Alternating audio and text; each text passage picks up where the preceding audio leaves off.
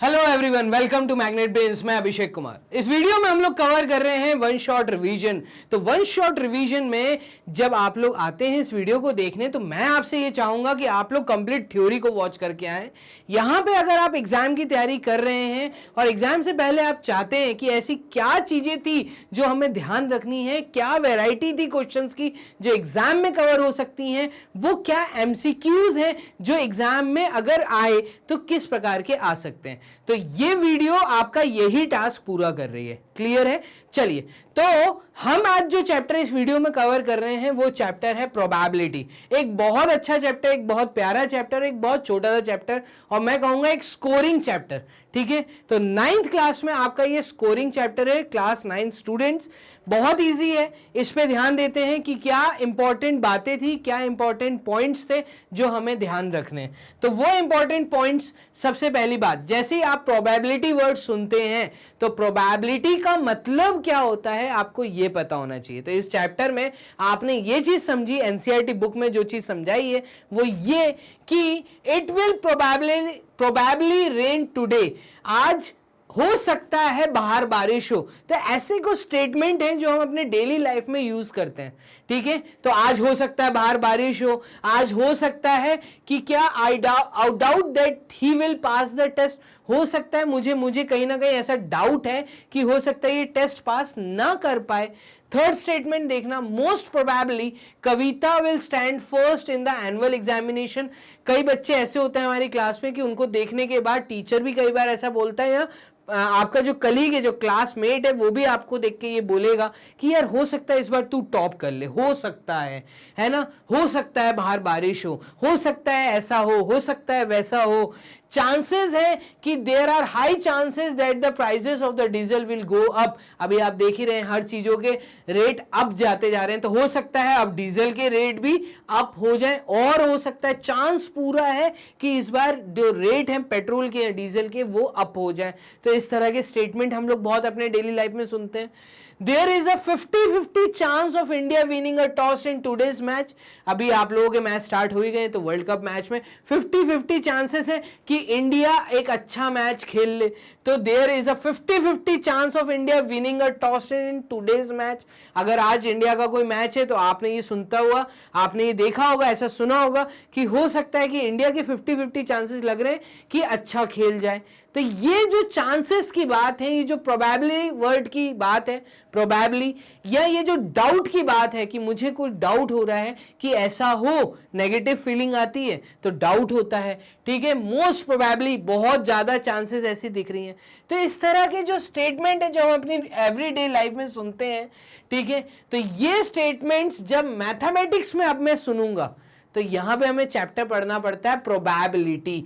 यहीं पे मैथमेटिक्स में जब मैथमेटिकल टर्म्स में मैं नंबर के फॉर्म में चीजों को रिजॉल्व करता हूं और बताता हूं कि क्या चांस है, क्या प्रोबेबिलिटी है, क्या मैं ऐसा बोलूंगा क्या चांस है या क्या डाउट है, कितना, नंबर्स में जब हम बात करेंगे। अभी हम बात कर रहे हैं अल्फाबेटिकली, अभी हम बात कर रहे हैं वर्ड्स में, हम एक इंग्लिश स्टेटमेंट में बात कर रहे हैं या हिंदी स्टेटमेंट में हम बात करते हैं।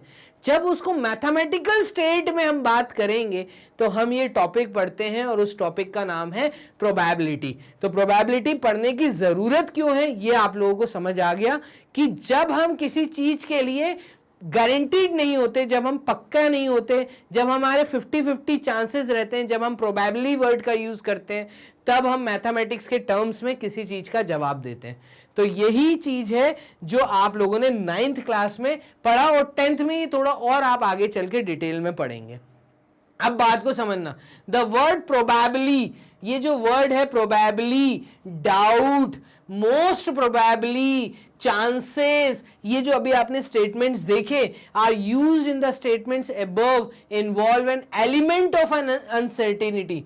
इनसे ये चीज समझ आती है कि किसी चीज की होने की या ना होने की संभावना के बारे में बात हो रही है, किसी चीज की होने की और किसी चीज की ना होने की संभावना, अनसर्टेनिटी, पक्का नहीं होता जब किसी चीज के बारे में, तो ये वर्ड्स का यूज किया जाता है।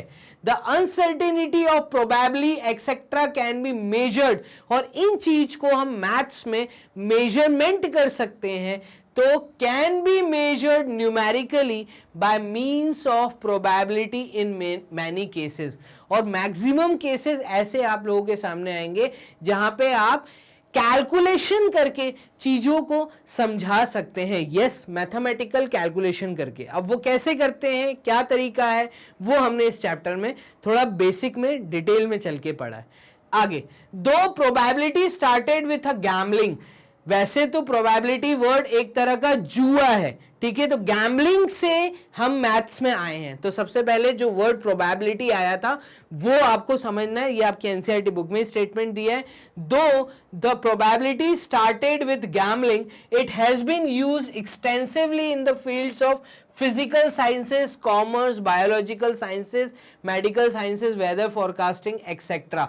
उसके बाद गैम्बलिंग के बाद, जुए के बाद ये चीजों को इंट्रोड्यूस किया गया चीजों को समझने के लिए, जैसे वेदर फोरकास्ट करने के लिए। आज हो सकता है बाहर बारिश हो। अब जो वेदर फोरकास्टिंग वाली जो एक डिपार्टमेंट है, जो बेसिकली देखती है आपके बाहर का नेचर को स्टडी करती है, उन लोगों ने इसको स्टार्ट किया, मतलब इस चीज को अपनी स्टडी में लाए कि यार इस चीज के कैसे कैलकुलेशन के तौर पे बताऊं कि क्या चांसेस है। 60% चांसेस है, 100% चांसेस है कि आज बारिश होगी, और वेदर फोरकास्ट ने बोल दिया, किसी ने बोल दिया 100% है और आज बारिश नहीं हुई।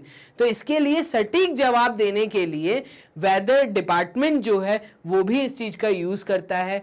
आपका जो स्पोर्ट्स डिपार्टमेंट है वो भी इस चीज का यूज करता है। आपने ये चीज देखी होगी जब आप क्रिकेट मैच देखते हैं, जब आप फुटबॉल मैच देखते हैं, जब आप टेबल टेनिस या आप लॉन्ग टेनिस वाले मैचेस जो देखते हैं, उसमें एक खिलाड़ी का पूरा चार्ट आप लोगों के सामने आता है, और उस चार्ट के बेस पे बात की जाती है कि वो किस तरह का परफॉर्मेंस अभी दे रहा है और क्या चांस है कि वो मैच जीतेगा या नहीं जीतेगा। तो ये सारी जो बातें होती हैं, ये सारे जो फील्ड्स हैं जहां जहां प्रोबेबिलिटी का यूज होता है और आने वाले फ्यूचर को फोरकास्ट किया जाता है, तो वहां पे इस चैप्टर का बहुत बड़ा रोल है।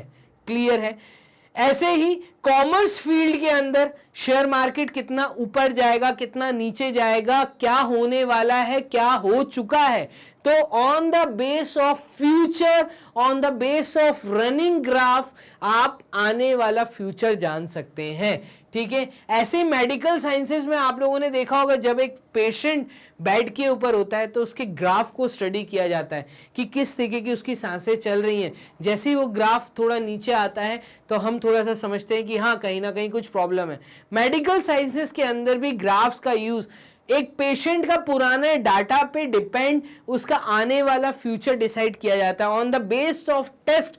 जब भी कोई पेशेंट बीमार पड़ता है तो उसके टेस्ट कराए जाते हैं, और जब भी उसको, जैसे आज वो ठीक हो गया तो 2-3 साल बाद, 4 साल बाद जब वो फिर से बीमार पड़ेगा तो उसका पुराना रिकॉर्ड मंगाया जाता है कि यार आपका कोई पुराना रिकॉर्ड है तो बताइए। तो ऑन द डिपेंड करता है फ्यूचर के सारे रिकॉर्ड पे। उसकी स्टडी के बाद आने वाले जब फ्यूचर को डिसाइड किया जाता है तो वही है हमारा चैप्टर प्रोबेबिलिटी। तो ये था एक इंट्रोडक्शन पार्ट जो आपको समझाया गया कि प्रोबेबिलिटी पढ़ने की जरूरत क्या है। अब हम कुछ एक्टिविटीज से इस चीज को समझते हैं कि प्रोबेबिलिटी का फॉर्मूला कैसे बनता है, प्रोबेबिलिटी कैसे कैलकुलेट होती है। तो कुछ 4 एक्टिविटीज आपकी बुक में दी हुई है। इन 4 एक्टिविटीज पे अगर आप ध्यान दें तो कॉइन की बात बहुत ज्यादा की गई है। कॉइन को उछालना, जैसे कि आप लोग क्रिकेट मैच चालू करने से पहले या कुछ भी गेम खेलने से पहले या कुछ भी करने से पहले हम कई बार कॉइन को टॉस करते हैं, और कॉइन को टॉस करने के बाद ये चीज देखी जाती है कि हेड्स आए या टेल्स आया। तो कॉइन में क्योंकि 2 फेसेस होती है, एक फेस हेड होती है, दूसरी फेसेस टेल्स होती है, तो कॉइन को उछालना, मैथ्स के अंदर इसको कॉइन टॉस बोलते हैं, टॉस करना। तो एक वर्ड है यहाँ पे जो आप लोग देख रहे हैं, toss. Take any coin, toss it 10 times. अब आप कोई कॉइन लीजिए और उसको 10 बार टॉस करिए, 10 टाइम्स। कितनी बार बोला है? 10 टाइम्स, कॉमा।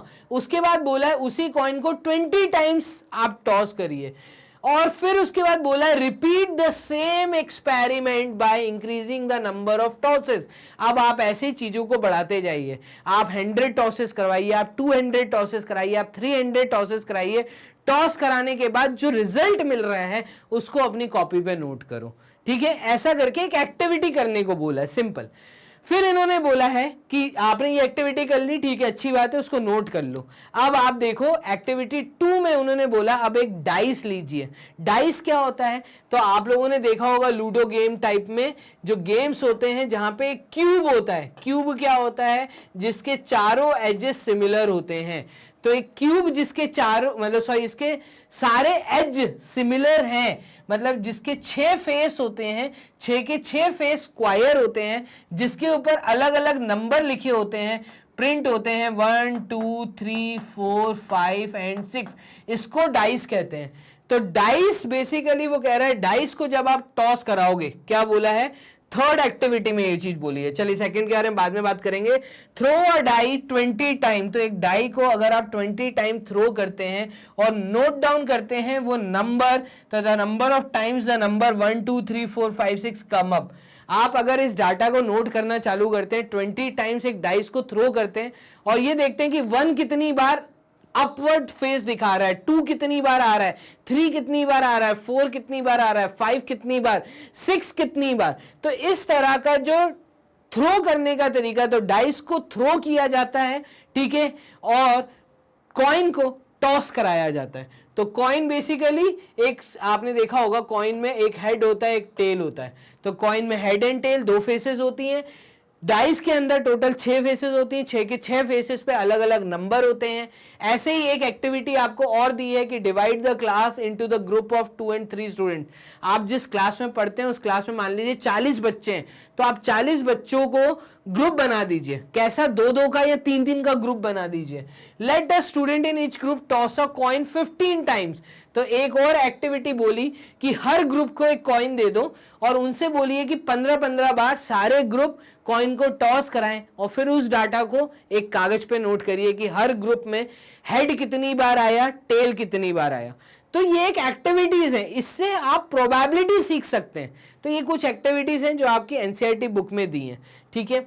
बोर्ड करते हैं क्लियर। अब इन एक्टिविटीज से हमें क्या मतलब, तो इन एक्टिविटीज से आप कुछ टर्म्स सीखेंगे और वो टर्म्स है कि एक वर्ड है इवेंट। इवेंट क्या होता है और ट्रायल क्या होता है। तो ये वर्ड आपको समझ आना चाहिए कि ट्रायल का मतलब क्या और इवेंट का मतलब क्या होता है और वर्ड एक्सपेरिमेंट का मतलब क्या होता है। तो 3 शब्द हैं जो आपको बहुत जरूरी है अगर ये चैप्टर के डिटेल में जाना है, अगर ये चैप्टर समझना है, इसका फॉर्मूला समझना है, किस प्रकार के क्वेश्चन आएंगे, तो ये 3 शब्द आपको पता होने चाहिए। पहला शब्द है एक्सपेरिमेंट करना। एक्सपेरिमेंट मतलब आपने पीछे देखा, आपसे कुछ एक्टिविटीज कराई गई, आपसे कॉइन को टॉस करवाया गया, तो मेरे मन में एक एक्सपेरिमेंट करने का एक आइडिया आया, क्यों ना मैं एक वर्ल्ड रिकॉर्ड बनाऊं और मैं कॉइन टॉस करवाऊं। तो कॉइन टॉस करने पे भी वर्ल्ड रिकॉर्ड्स बने हुए हैं। तो कॉइन टॉस कराना और उसको एक कॉपी पे उसका डाटा नोट करना, ये एक एक्सपेरिमेंट है, ठीक है। जितनी बार हो, मतलब ये एक्सपेरिमेंट में आप जितनी बार चीज को टॉस करा रहे हो या डाइस को थ्रो कर रहे हो, उस एक्शन को हम ट्रायल्स बोलते हैं। तो tossing of a coin is called a trial. Tossing of 2 coins simultaneously, मतलब एक साथ अगर मैं 2 कॉइन्स को टॉस कराऊं तो ये भी एक ट्रायल है, ठीक है। मैं अगर 3 कॉइन को लेके टॉस कराता हूं तो टॉस कराना एक एक्सपेरिमेंट है, ठीक है। एक्सपेरिमेंट जो मेरे मन में आया कि कितनी बार करना है, अब उसमें कितनी बार आप कर रहे हो, उस एक्सपेरिमेंट में जो आप एक्शन ले रहे हो, उस एक्शन को हम ट्रायल कहते हैं। तो वर्ड ट्रायल आपको नोन होना चाहिए। Each throw of a die is a trial, मतलब हर वो थ्रो जो इस एक्सपेरिमेंट में हो रहा है, डाइस को थ्रो करना, डाटा को नोट करना, ठीक है, थ्रो करके डाटा नोट करना, ये एक एक्सपेरिमेंट है। अब इस डाटा को कितनी बार आप ऑब्जर्वेशंस को नोट कर रहे हो, ये है वर्ड ट्रायल।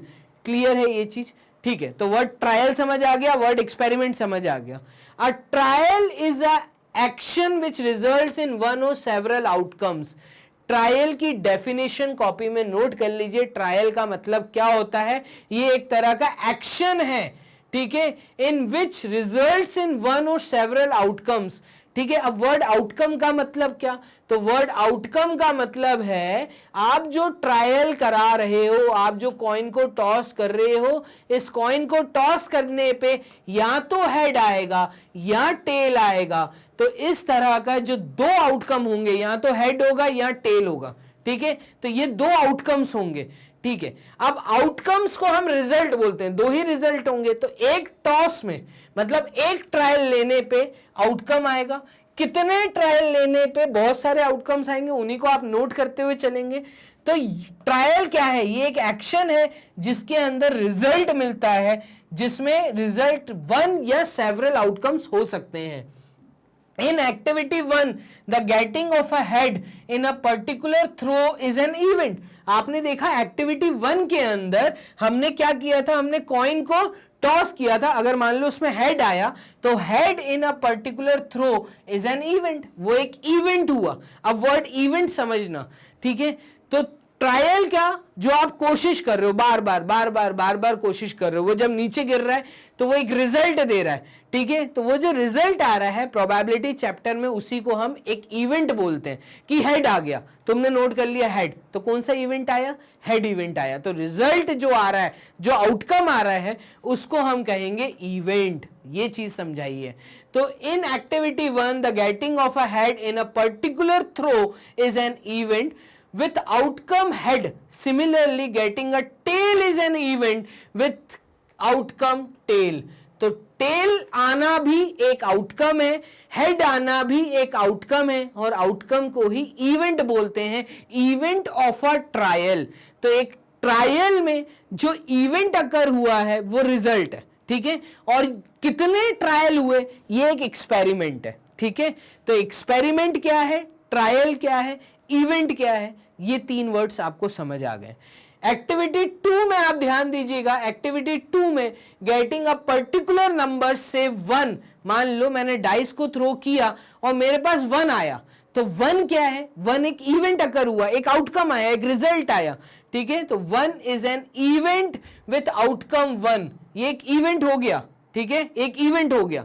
अब आपके यहां पे शादी है तो हम बोलते हैं यार मेरे घर में एक इवेंट है, शादी है। यहाँ हम बोलते हैं हमारे स्कूल में कोई एक्टिविटी हो रही है, जैसे फुटबॉल मैच हो रहा है, तो हम कहेंगे हमारे स्कूल में एक इवेंट ऑर्गेनाइज हो रहा है, जैसे कि एक इवेंट है फुटबॉल। उस इवेंट के अंदर हमें क्या करना है? ऐसे स्कूल में कई इवेंट हो सकते हैं, ठीक है। तो एक्सपेरिमेंट्स किए जाते हैं बच्चों के साथ, बच्चों को अलग अलग एक्टिविटीज कराई जाती हैं स्कूल के अंदर।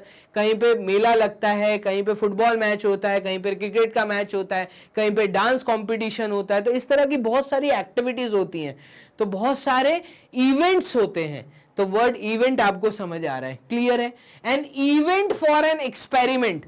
अब बात को समझना, किसी चीज को करने की इच्छा, कि मैं एक काम करता हूं, मैं कॉइन का गिनीज वर्ल्ड रिकॉर्ड बुक में नाम दर्ज कराता हूं कि मैं कॉइन को टॉस करा रहा हूं, तो मेरे मन में एक इच्छा हुई कि मैं ऐसा कुछ करता हूं, तो ये एक्सपेरिमेंट है। उस एक्सपेरिमेंट से जो इवेंट मुझे मिल रहा है, तो an event for an experiment is the collection of some outcomes of the experiment. उस एक्सपेरिमेंट में से जो आप डाटा नोट करते हो, आप आउटकम्स को नोट करते हो। तो बेसिकली आउटकम्स को ही इवेंट बोला जाता है। आपको ये चीज समझ आनी चाहिए। तो मेरे ख्याल से मैंने बहुत अच्छे से तीन चीजें आपको समझा दी। ट्रायल क्या है? तो एक एक्सपेरिमेंट, मैं इसको बोर्ड पूरा क्लियर करके मैं यहां लिख देता हूं कि एक्सपेरिमेंट क्या है। एक्सपेरिमेंट बेसिकली किसी चीज को करने की इच्छा। अब उस चीज को आप कितनी बार करवा रहे हो, वो एक ट्रायल है, ठीक है। इस ट्रायल के कुछ आउटकम्स निकलते हैं और उन्हीं आउटकम्स को हम इवेंट बोलते हैं। तो ये चीज आपको पता होनी चाहिए, क्लियर। तो इन्हीं ट्रायल के जो आउटकम्स निकलेंगे उन्हीं को हम इवेंट बोलते हैं। Experiment, trial and event, clear है। अब फॉर्मूले पे आते हैं। तो बहुत इजी चीज है, इसको आप समझने की कोशिश करो।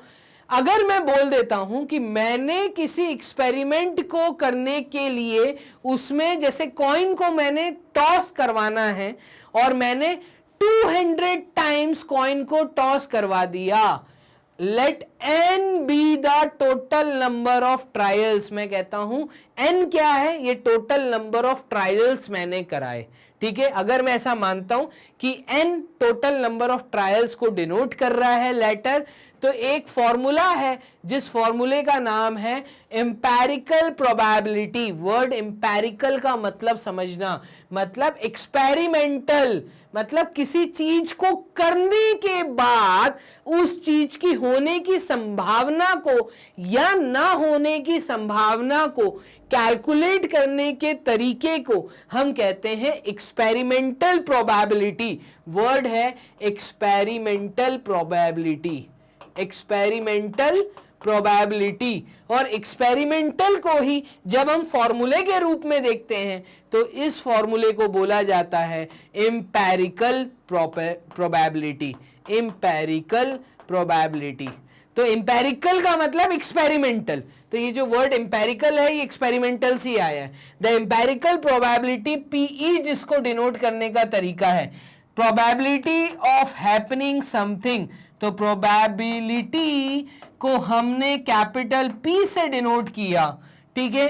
और किसी इवेंट को जब हम होने की संभावना को कैलकुलेट करते हैं उसको ब्रैकेट में कैपिटल ई से डिनोट करते हैं, या वो पूरा स्टेटमेंट लिखते हैं, या स्टेटमेंट अगर बड़ा है तो उसके लिए कोई लेटर यूज कर लेते हैं। तो ब्रैकेट के अंदर जो लिखा है वो एक इवेंट है, ठीक है। बाहर जो कैपिटल पी लिखा है वो प्रोबेबिलिटी को डिनोट कर रहा है। तो यही चीज आपको पता होना चाहिए। The empirical probability P E of an event E happening is given by, तो पीई देने का तरीका क्या है, फॉर्मूला क्या है, number of trials in which the event happened. ऐसे कितने नंबर ऑफ ट्रायल्स किए आपने जिसमें जिस इवेंट की आप बात कर रहे हैं वो इवेंट अकर हुआ। तो number of trials in which the event happened divided by the total number of trials. कितने ट्रायल्स आपने किए, क्वेश्चन को समझना।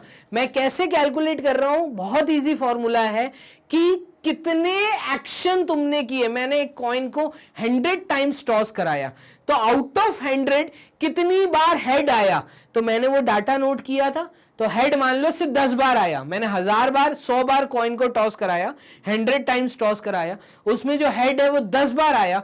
तो मैं कैसे बोलूंगा 10 out of 100, 10 head out of 100 action में से।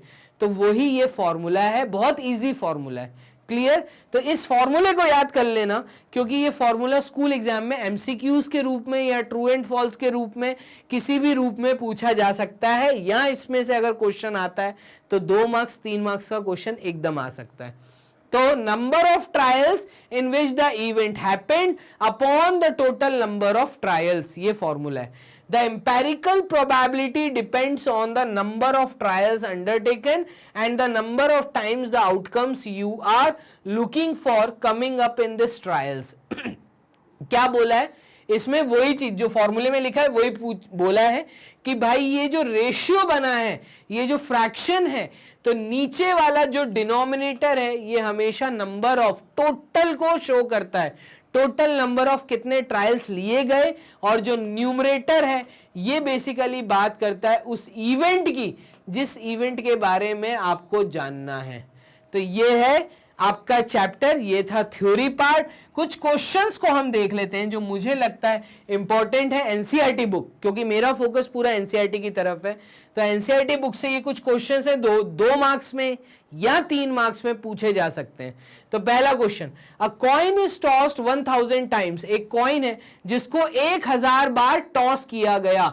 अ कॉइन इज टॉस्ड 1000 टाइम्स, तो कॉइन को कितनी बार टॉस किया गया, total number of trials done, total number of trials done is equals to 1000। चीज समझ आ रही है? With the following frequency, head कितनी बार आया, हेड आया 455 टाइम्स, टेल आया 545 टाइम्स। तो हेड आया है कितनी बार, 455 बार। तो मैं कहूंगा एक इवेंट हुआ है ये, तो event occurred is of head, head occur होने का जो इवेंट है वो कितनी बार हुआ है? 455, ठीक है। और इवेंट अकर्ड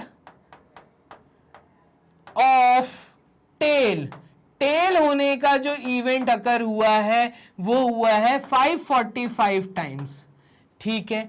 अब बात को समझना, compute the probability for each event, her event की प्रोबेबिलिटी को कैलकुलेट करो। अगर मैं बोलता हूं ये इवेंट 455 बार हुआ है और इस इवेंट को अगर मैं लेटर ए से डिनोट करता हूं और इस इवेंट को अगर मैं लेटर बी से डिनोट करता हूं, तो फॉर्मूला मेरे पास क्या है? ये बोलता है कि प्रोबेबिलिटी किसी भी इवेंट को कैलकुलेट अगर आपको करना है तो probability of any event is equals to number of event occurred in a trial, occurred in trial upon total number of events, total number of events। Clear है? ये फॉर्मूले का हम यूज करेंगे। तो चलिए पहले वाला क्या बोले? Compute the probability of each event. तो अगर प्रोबेबिलिटी कैलकुलेट करनी है, probability of event A calculate करना है, तो इसके लिए हम कहेंगे ये हो जाएगा 455।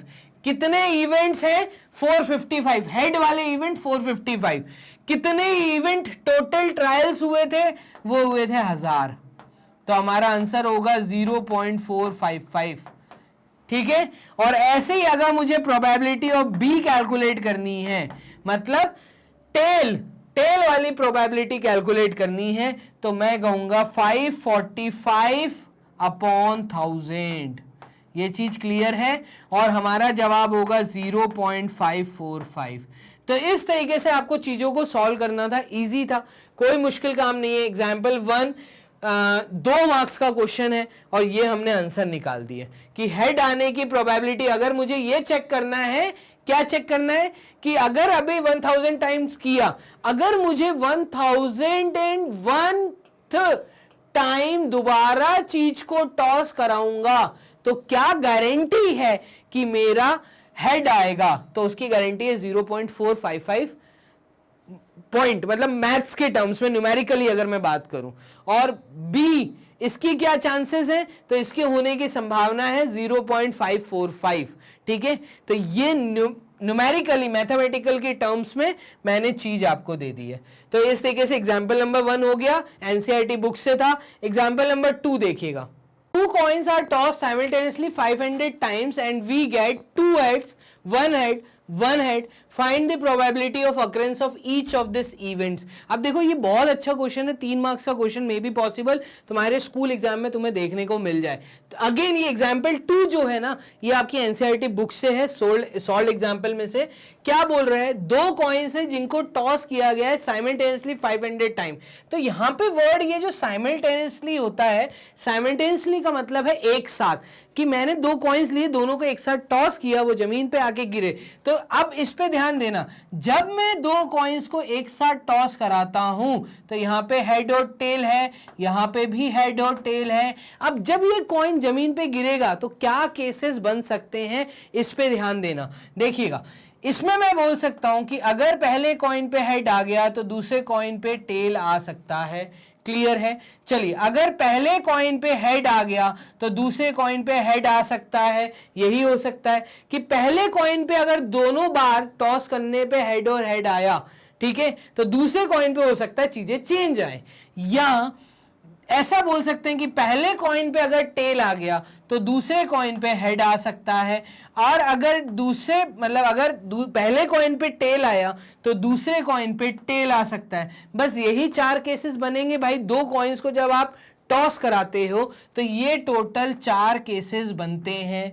क्लियर है ये चीज? अब ये क्या बोल रहा है, क्योंकि मैंने कॉइन को, दोनों कॉइन्स को 500 टाइम्स एक्सपेरिमेंट किया है, तो टोटल नंबर ऑफ टाइम्स एक इवेंट जो अकर होगा वो होगा 500। तो यहां पे मैं बोलूंगा टोटल इवेंट्स अकर्ड।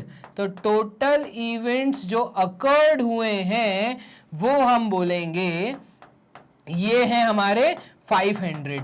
तो टोटल 500 ऐसे थे जो हमारे इवेंट्स आएंगे। ठीक है, अब इनमें से कुछ भी पेयर बन सकता था। इन्होंने हमें क्लियर कर दिया कि दो हेड आने के जो चांसेस, मतलब दो हेड जो आए, जो रिकॉर्ड में लिखा गया वो 105 टाइम्स हुआ। तो मैं बोलता हूं let the event of two head, दो हेड आने का ये जो इवेंट है, मान लो इसको मैं डिनोट कर रहा हूं ए से, ठीक है। तो मैं बोलूंगा let the event of two head, इस स्टेटमेंट को, क्या the event of two head को अगर मैं ए से डिनोट करता हूं तो मैं ऐसा बोलूंगा probability of an event A can be denoted as P bracket A. देखो अभी मैं लिख के दिखा रहा हूं सब कुछ, इसके बाद मैं नहीं लिखूं, मैं डायरेक्ट लिखना चालू कर दूंगा, है ना। तो आपको ये चीज समझ आनी चाहिए बोलने का क्या तरीका है। तो probability of an event A, और इवेंट ए क्या है, the event of two head, ठीक है। तो दो हेड आने का इवेंट, तो मैं कहूंगा P A is equals to, formula क्या होता है, फॉर्मूला होता है number of times an event, जिस इवेंट के बारे में बात हो रही है तो number of times event occurred in a trial, trials लेते समय कितने इवेंट्स अकर हुए, जिस इवेंट के बारे में हम बात कर रहे हैं वो इवेंट थे 105। तो हम जिस इवेंट की बात कर रहे हैं वो है इवेंट कौन सा, हेड आने का, तो 105 फेवरेबल जो है, जो इसको फेवर किए, out of what, out of 500। Clear है ये चीज। अब देखो 5 से अगर मैं 105 काट दूं तो ये होगा 5 2 टाइम्स 10, 5 1 टाइम्स 5, तो इसका आंसर आएगा 21/100, और 21/100 का मतलब होता है 0.21। क्लियर है। ऐसे ही ये हमारा हो गया फर्स्ट पार्ट सॉल्व, ठीक है, जो इन्होंने टू हेड की बात की थी, ठीक है। अब हम बात करते हैं वन हेड, तो वन हेड आ सकता है, यस वन हेड आ सकता है। तो वन हेड आया 275 टाइम्स, 275, तो मैं यहां बोल देता हूं let the event be denote, be क्या डिनोट करेगा, ये डिनोट करेगा, let the event be denote one head. तो इस चीज की प्रोबेबिलिटी क्या होगी, तो ये सेकंड पार्ट में सॉल्व कर रहा हूं। तो probability of getting an event B is equals to 275 out of 500। Clear है ये चीज, ठीक है। अब इसको सॉल्व करना है तो 5 से काट दो, ये आएगा 5 टाइम्स 25, और 25 5 टाइम्स 25, तो ये आ जाएगा 55/100। 55/100 का मतलब होता है 0.55, कोई डाउट नहीं है। तो यहां पे ये चीज समझ आ रही है। इन्होंने इसके बाद हमसे बात की है कि कोई भी हेड ना आए, तो मतलब टेल आया होगा। तो देखिएगा, अगर मैं ये बोर्ड यहां से पहले तो क्लियर कर देता हूं, यहां पे मैं जगह बना लेता हूं। तो थर्ड पार्ट में मैं ये बोलूंगा लेट द इवेंट सी, एक इवेंट है जिसको मैंने बोला सी, तो ये डिनोट कर रहा है स्टेटमेंट किसको, नो हेड को, कोई हेड नहीं आया, ठीक है। तो probability of getting this event is equals to, आपने नोट किया है 120 टाइम्स, तो 120 आउट ऑफ 500, 500 बार आपने टॉस किया था, 120 टाइम्स कोई भी हेड नहीं आया। तो ये था तरीका सॉल्व करने का। एक काम करिए, 120 को 5 से डिवाइड कर दीजिए, तो ये आ जाएगा 5 2 टाइम्स 10, 5 4 टाइम्स 20, 24/100। इसका मतलब ये आंसर आएगा 0.24। तो इतना आसान है, चीजें समझ आ रही हैं कैसे क्वेश्चन को अटेम्प्ट करना है। तो 1 मार्क्स का ऐसा क्वेश्चन 3 मार्क्स में एकदम दे सकते हैं, ठीक है। तो एग्जाम्पल 2 भी हमने देखा। अब हम मूव करते हैं एक और एग्जाम्पल की तरफ। तो क्वेश्चन नंबर 3 देखते हैं, एग्जाम्पल 3 एनसीईआरटी बुक से ही अच्छा है, इसको देखिएगा क्या बोल रहा है। अ डाइस थ्रोन 1000 टाइम्स, एक डाइस है जिसको 1000 टाइम्स हमने क्या किया है, थ्रो किया है, with the frequency for the outcome 1 2 3 4 5 and 6 as given in the following. तो जैसे ही वर्ड डाइस आए तो डाइस देखते ही आपको पता चल जाना चाहिए कि 6 फेस का क्यूब है, ठीक है। डाइस मतलब जो लूडो में खेलते हैं, तो 6 फेस है, 6 फेस पे अलग अलग नंबर हैं। अब क्या करना है, find the probability of getting each outcome, हर एक आउटकम आने की प्रोबेबिलिटी को चेक करिए। मतलब वो आपसे पूछा कि 1000 टाइम का रिकॉर्ड तो मैंने बना लिया, अब क्या चांस है कि अगर मैं 1001 टाइम दोबारा कॉइन को टॉस कराऊंगा तो क्या प्रोबेबिलिटी कि 1 आएगा, 2 आएगा, 3 आएगा, 4 आएगा, 5 आएगा, 6 आएगा। तो इतना प्यारा क्वेश्चन है। चलिए 3 मार्क्स का क्वेश्चन है, आपको 6 प्रोबेबिलिटी निकालनी है यहाँ पे, ठीक है। तो हम बोल देते हैं let the event of getting 1, ठीक है, इज इक्वल्स टू ए, ठीक है। ऐसे ही similarly let the event of getting 2 आने का जो इवेंट है वो है इवेंट बी। ऐसे ही let the event of getting 3 आने का जो इवेंट है वो है सी, ठीक है। और इसको बोल देता हूं let the event of getting 4, ये हमारा डी डिनोट कर रहा है। ऐसे ही let the event of getting 5, और वो हो जाएगा क्या, ई, ठीक है। ऐसे ही F6 के लिए हो जाएगा तो गेटिंग 6।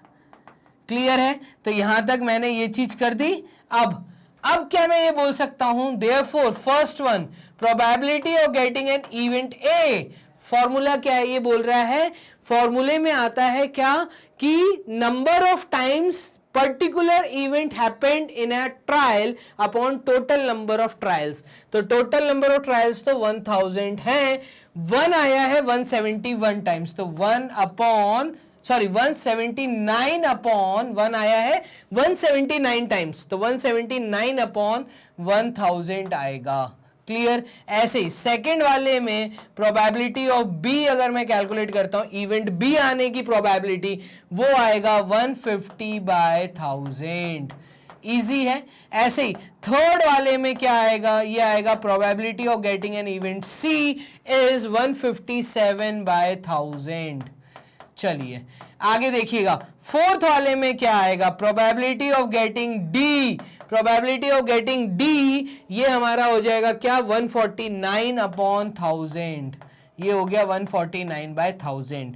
ऐसे ही फिफ्थ वाला इवेंट पी ई, ठीक है, तो probability of getting an event E is 175/1000, तो 175/1000 ये होगा। ऐसे ही sixth probability of getting an event कौन सा, एफ, तो एन इवेंट एफ देखिएगा ये हमारा आएगा कितना, 190/1000। आप सिंप्लीफाई करके आंसर देना, ठीक है। तो इसको सिंप्लीफाई किया तो ये आया 0.179। चलिए क्लियर है? तो ये आ गया हमारा प्रोबेबिलिटी 0.179, ये आया 0.15, ये आया हमारा 0.157, ये हमारा आया 0.149, ये हमारा आया 0.175, ये हमारा आया 0.19। तो ये आपको समझ आ गया, ये हमारा क्वेश्चन सॉल्व हो गया। अब हो सकता है ये क्वेश्चन आपको 5 मार्क्स में देखने को मिले, ठीक है। वैसे तो 2 मार्क्स 3 मार्क्स का क्वेश्चन है, अगर 5 मार्क्स का आता है तो आपसे वो एक चीज और पूछ सकता था, वो कहता है चेक करिए कि आपने जो आंसर निकाला है वो सही है। तो थ्योरी में जो चीज मैंने कवर नहीं की वो मैं क्वेश्चन में समझा रहा हूं, ध्यान से समझना। यहां पे ये केस देखो, किसी चीज की होने की संभावना और किसी चीज की ना होने की संभावना, मैंने कहा आज बाहर बारिश होगी। अब मैथमेटिकल टर्म में जब मैं बात करूं कि मैंने बोला आज बाहर बारिश होगी और हो गई बाहर बारिश, मतलब जो मैंने बोला वो सच हो गया। तो जब भी कोई चीज बोली जाए या किसी चीज की प्रोबेबिलिटी एकदम श्योर है, एकदम पक्का है वो हो जाएगी, तो इस चीज को हम कहते हैं श्योर इवेंट, ठीक है। ये चीज आप नोट कर लीजिए, श्योर इवेंट क्या होता है और एक इम्पॉसिबल इवेंट क्या होता है। तो इवेंट 2 तरह के होते हैं कि एक होता है श्योर इवेंट, एक होता है इम्पॉसिबल इवेंट। श्योर इवेंट मतलब जब कोई काम एकदम गारंटेड है, एकदम श्योर है कि होगा ही, ऐसा हो भी सकता है ना, कई चीजें पक्का होंगी। तो श्योर इवेंट जब होता है तब आपका आंसर हमेशा 1 आएगा। और जब हम कहते हैं इम्पॉसिबल इवेंट है, मतलब ये नहीं हो सकता, पक्का ये नहीं हो सकता। मैंने बोला मेरे हाथ में एक कॉइन है, ठीक है, और कॉइन को मैंने टॉस किया, बताओ रेड कलर कब आएगा, तो कॉइन का रेड कलर तो होता ही नहीं भाई, कॉइन में तो 2 टॉस करने पे दो साइड आती हैं, एक हेड साइड होती है, एक टेल साइड होती है। तो जो चीज मैंने पूछी वो कॉइन में तो है ही नहीं, तो इसका मतलब ये पॉसिबल ही नहीं, इवेंट हो ही नहीं सकता। तो हम कहेंगे इम्पॉसिबल इवेंट की वैल्यू हमेशा 0 आती है।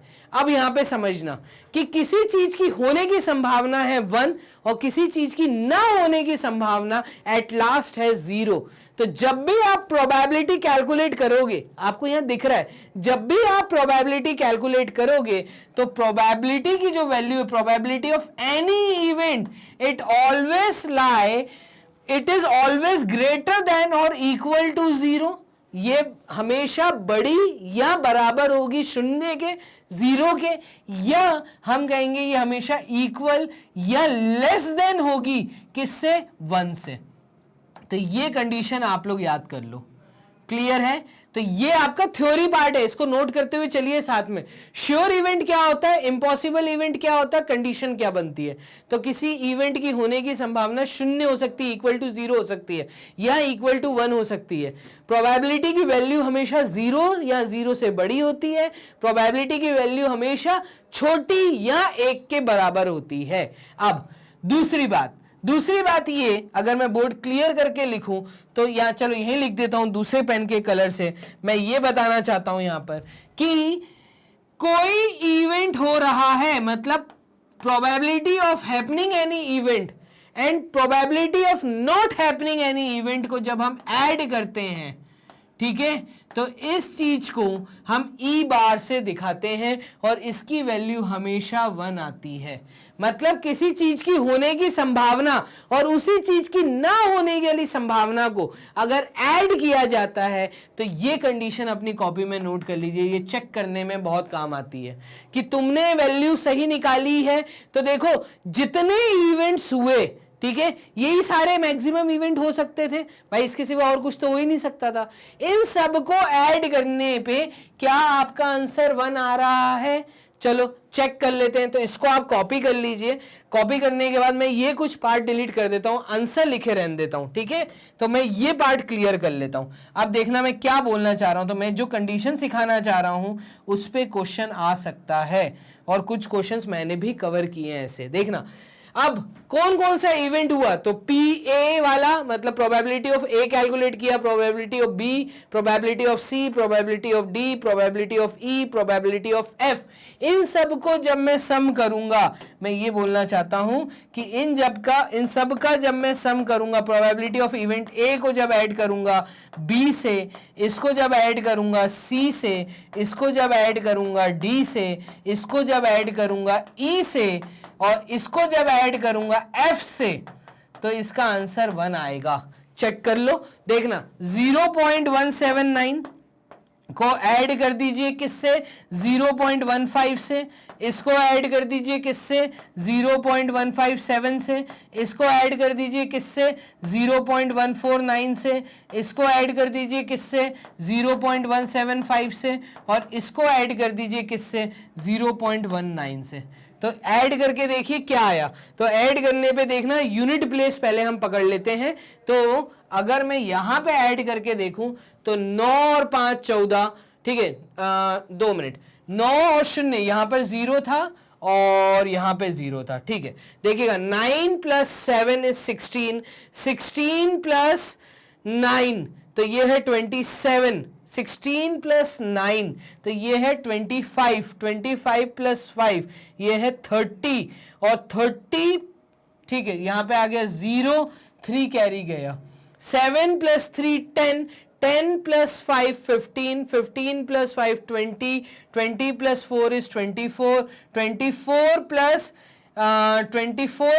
6 is 30, 31, 31 + 9 is 40, ये आया 0, 4 कैरी गया, 4 + 1 5, 5 + 1 6, 6 + 1 7, 7 + 1 8, 8 + 1 9, 9 + 1 10, तो एक 0 और आया, पॉइंट आया, 1 गया 0 के ऊपर और यहां पे आ गया 1। तो देखिए हमारा आंसर आ रहा है 1। ये एक बहुत प्यारी बात है प्रोबेबिलिटी की कि आप जो भी आंसर निकालोगे उसको चेक कर सकते हो। उसी, बट शर्त यह है कि जिस इवेंट की बात हो रही है ना उसी इवेंट पे ही रहना, ऐसा नहीं कि कोई दूसरे इवेंट पे चले गए, ठीक है। तो यहाँ पे अभी इस प्रकार के हम और क्वेश्चन करेंगे। ये मैं सिर्फ कंडीशन सिखाना चाह रहा था जो आपको पता होनी चाहिए। दो चीजें मैंने यहाँ सिखाई, एक तो ये और दूसरी ये। तो एमसीक्यूज अगर आए तो इन कंडीशंस पे बहुत सारे एमसीक्यूज बन सकते हैं, इस कंडीशन पे भी बहुत सारे एमसीक्यूज बन सकते हैं। अब ना होने की संभावना, किसी चीज के होने की संभावना आपने अगर डिनोट की है पीई इवेंट से, मतलब प्रोबेबिलिटी ऑफ दैट इवेंट, उसी चीज की ना होने की संभावना को आप ई बार से डिनोट करते हैं। ये आपने ई बार लगाया, ई के ऊपर बार लगाया है, इसको हम कॉम्प्लीमेंट्री इवेंट्स भी कहते हैं। तो तीन चीजें मैंने यहां सिखाई कि इवेंट तीन प्रकार के होते हैं। श्योर इवेंट, ठीक है, पहली चीज श्योर इवेंट, दूसरा इम्पॉसिबल इवेंट, और तीसरा एलिमेंट्री इवेंट क्या होते हैं। तो ये आपको, सॉरी, कॉम्प्लीमेंट्री इवेंट क्या होते हैं। तो कॉम्प्लीमेंट्री इवेंट पता होने चाहिए कि किसी चीज की होने की संभावना को जब ऐड किया जाता है उसके अपोजिट चीज से, ना होने की संभावना से, तो आंसर हमेशा 1 आता है। तो कॉम्प्लीमेंट्री इवेंट दो होते हैं, एक पीई और पीई बार। जब दोनों को साथ लिया जाता है तो इस टाइप के इवेंट्स को हम कॉम्प्लीमेंट्री इवेंट कहते हैं। समझना इस चैप्टर में और अच्छे क्वेश्चन। आगे वाला देखिएगा, इस क्वेश्चन में, इस एग्जाम्पल में, फिर से एनसीईआरटी से अब मैंने एक एग्जाम्पल लिया, अच्छा है। क्या है क्वेश्चन कि on one page of a telephone directory there were 200 telephone numbers. आपने पूरी एक टेलीफोन डायरेक्टरी देखी होगी, नहीं देखी तो आती है, आप जब देखेंगे तो टेलीफोन डायरेक्टरी देखिएगा, बहुत मोटी सी डिक्शनरी टाइप की अच्छी मोटी बुक होती है, जिसके अंदर ये कह रहा है इस डायरेक्टरी के अंदर 200 टेलीफोन नंबर्स हैं। कितने टेलीफोन नंबर्स हैं? 200, ठीक है। The frequency distribution of the unit place digit, ठीक है, सिर्फ बात हो रही है यूनिट प्लेस की। किसकी बात हो रही है? जितने नंबर उसमें दिए हैं उन सब नंबर्स के यूनिट प्लेस की बात हो रही है। फॉर एन एग्जांपल, एक नंबर इन्होंने दिया है, मान लो कोई टेलीफोन नंबर है 258-28573, इसका यूनिट प्लेस है 3। तो ये बात कर रहा है सिर्फ यूनिट प्लेस की। The unit place digit is 3 is given in the table.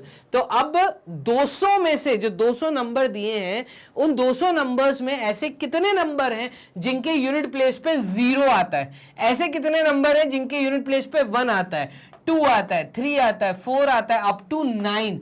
कितने डिजिट्स होते हैं? 10 डिजिट होते हैं, from 0 to 9।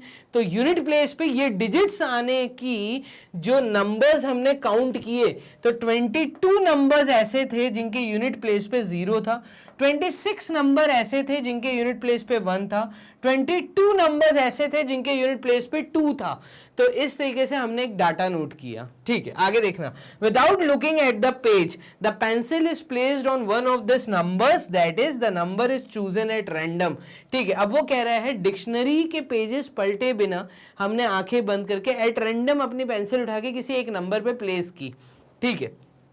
That is, the number is chosen at random. What is the probability that the digit in its unit place is 6? इस चीज की probability बताओ कि जो जहां पे हम पेंसिल प्लेस कर रहे हैं वो नंबर का यूनिट प्लेस 6 होगा। तो अच्छा क्वेश्चन है, 2 मार्क्स का क्वेश्चन स्कूल एग्जाम में देखने को मिल सकता है। चलिए देखिएगा इसको सॉल्व कैसे करेंगे। तो यहीं से नीचे से सॉल्व करते हैं, इसी स्पेस को यूज करते हैं नीचे वाली।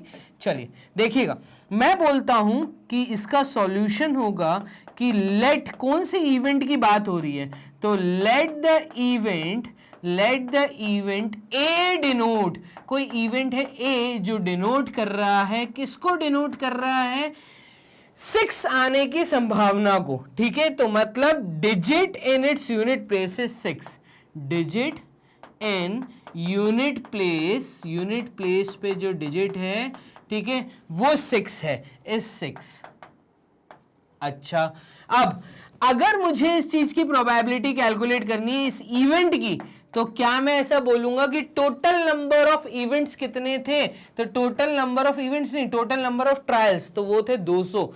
200 डिजिट्स थे, 200 नंबर थे, डिजिट नहीं 200 नंबर थे। उन 200 नंबरों में से कोई एक नंबर हमने चूज किया जिसका यूनिट प्लेस 6 है, ठीक है। वो 200 नंबरों में से आउट ऑफ 200 मैं कहूंगा 6 आने की जो संभावना है वो ऐसे ऑलरेडी 14 नंबर्स हैं। तो 14 नंबर्स में कोई भी एक नंबर हो सकता है, तो हम कहेंगे 14 आउट ऑफ 200, 14 आउट ऑफ 200 ये मेरा जवाब होगा। इसका आंसर होगा 27 टाइम्स 14, 200 टाइम्स 200। और इसका आंसर अगर डेसिमल में निकाला तो ये होगा 0.07।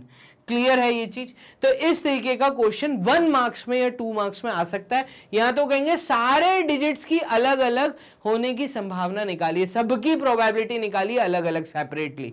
तो आपको 9 डिजिट्स की निकालनी पड़ेंगी। ये था सिर्फ 6 डिजिट के लिए। मान लो मैं एक और यहां पे एग्जांपल लेता हूं कि मुझसे पूछ लिया 9 डिजिट आने की। तो इवेंट क्या पूछा? इवेंट हमसे पूछा है कि डिजिट 9 आए।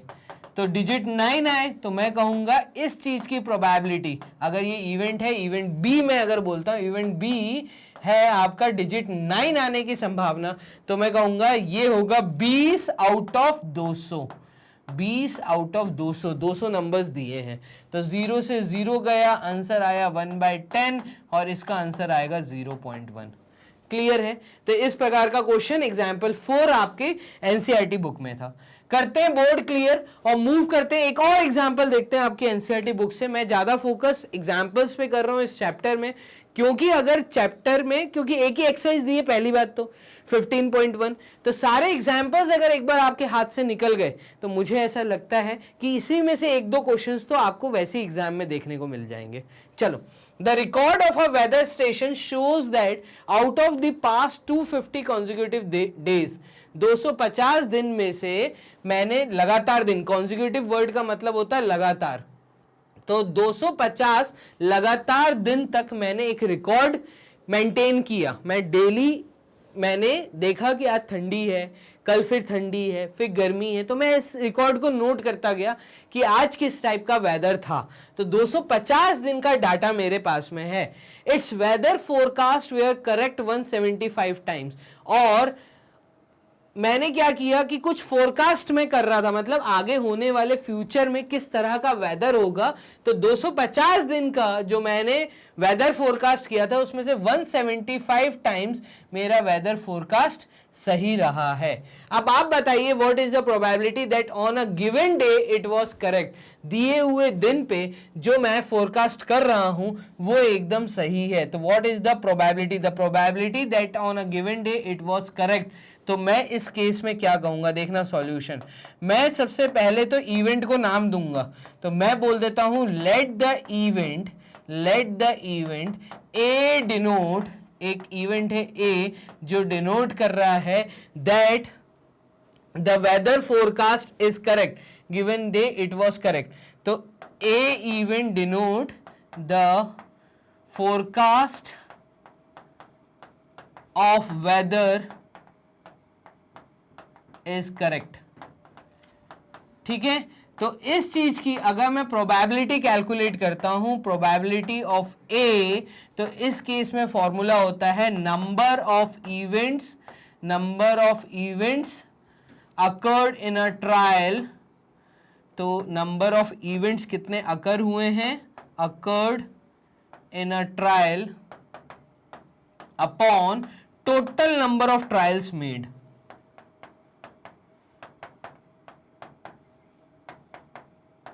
अब इस चीज को समझिएगा। चलिए, प्रोबेबिलिटी ऑफ दिस इवेंट, जिस इवेंट का वो बोल रहे हैं फर्स्ट पार्ट, ये मैं सॉल्व कर रहा हूं। ठीक है, तो इस चीज की प्रोबेबिलिटी की सही होगा, सही हुआ 175 बार, तो ये इवेंट 175 सही रहा है आउट ऑफ 250, 250 में से।